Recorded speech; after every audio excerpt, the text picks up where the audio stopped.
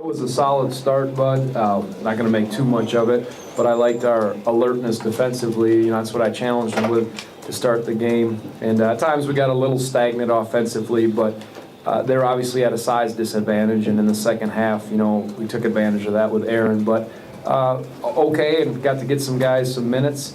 And, you know, now we go on the road against Boise State, so we'll have to be ready. Yeah, it was pretty evident coming out of halftime we were going to pound the basketball inside as Aaron Baines and Robbie Cowgill got healthy.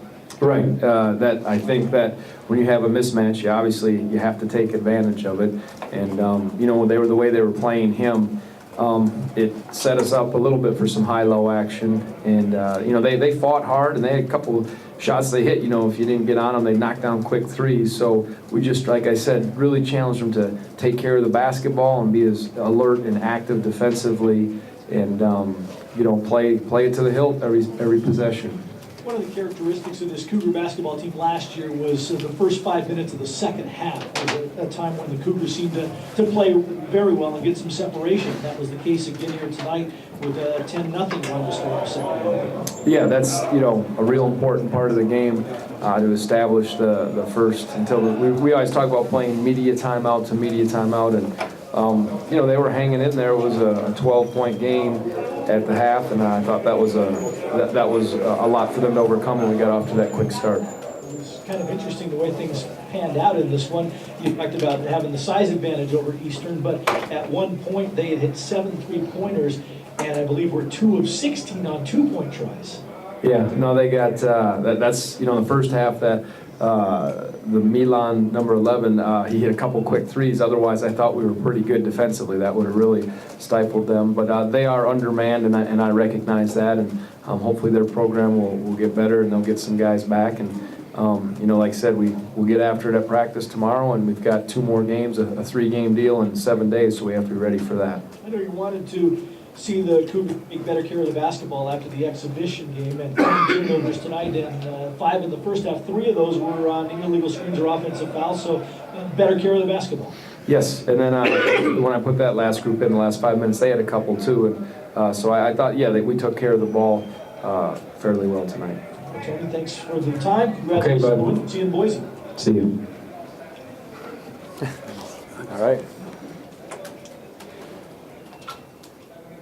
Great ball movement second half, but Kyle doing his usual things, some great passes. Yeah, no, when we in that first half, I thought there was a stretch where we were a little stagnant in terms of our, you know, we talk about ball movement and body movement. Our guys were just kind of standing, and you know, they were playing it a little soft. So it's like, well, we could shoot it. They seemed like we were going to throw it inside the Baines, and if we didn't do that, we sort of just stood and watched it. And then we came out, and like I said, guys got the ball swung and attacked a little more, and I think they cut harder off screens. They used the screens better, and it certainly opened things up. And then, you know, Aaron got position when they tried to seal him or get in front of him. He sealed them, and you know, those are high percentage shots, obviously.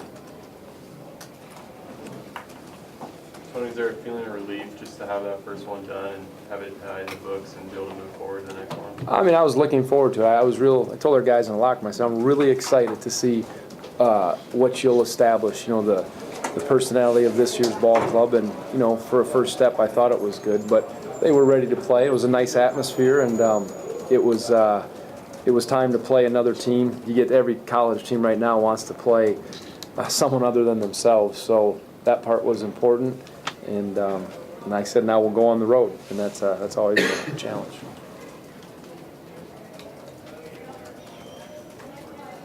Just a game-by-game thing, Tony, on how much you'll play Kyle at the point on the wing, just depend on matchups? Yeah, I mean, honestly, some of the offense we run, it's so interchangeable, the 1s, 2s, and 3s. And, you know, Kyle's spent time at the point guard in his early years. Derek has, Taylor.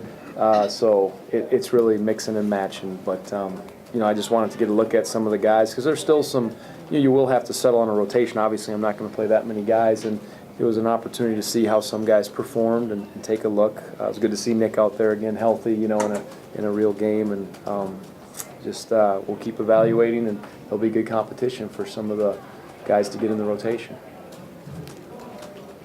Tony, did you challenge Derek to put on that kind of weight? Did you feel like he wore down at the end of last year? And where do you think that added weight? Where do you think that leaves? I guess he's a little bit heavier. He's just gotten stronger, and you know, he played that way this summer. He played that way, you know, with the Pan Am team, and I think he'll lean out a little as the season goes. But I guess, you know, you're around him every day, so I don't notice it so much. I guess it's like my wife tells me, you know, she says you're putting on weight, you know. I don't notice it that much. But with Derek, I didn't notice it. But people who haven't seen him say, man, he's a lot bigger through his shoulders, and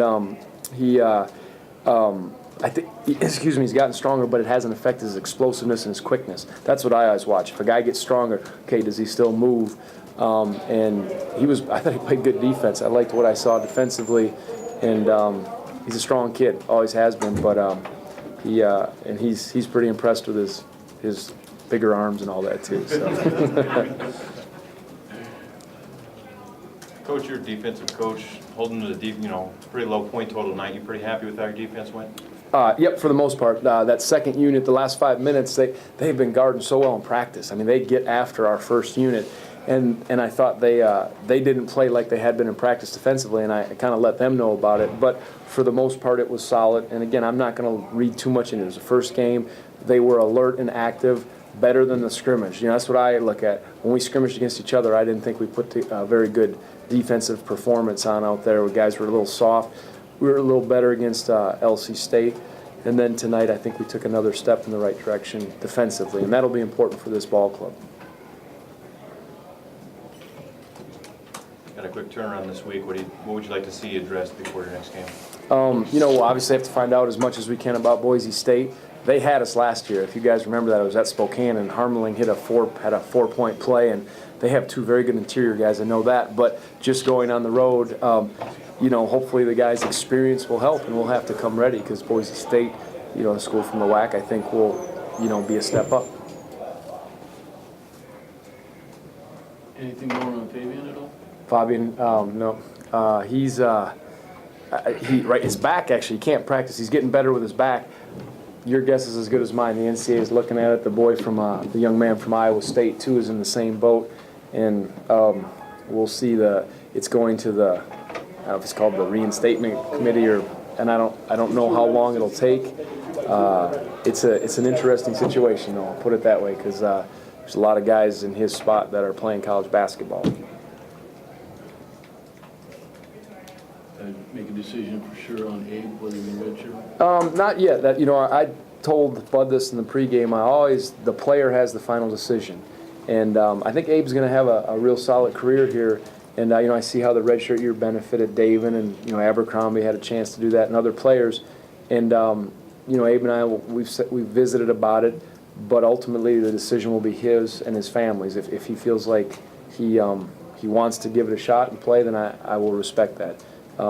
Right now I'm kind of torn, because he's improved in practice, but with a veteran team, minutes will be hard to come by for a young guy in the wing position, because we're loaded there. But we'll see him. We'll just kind of discuss that as time goes on. As long as he doesn't set foot, you know, that's why I didn't play him. I would have definitely played him tonight. He would have been fine. But I want to just take a little more time and have him think about it and sit down and talk with his family.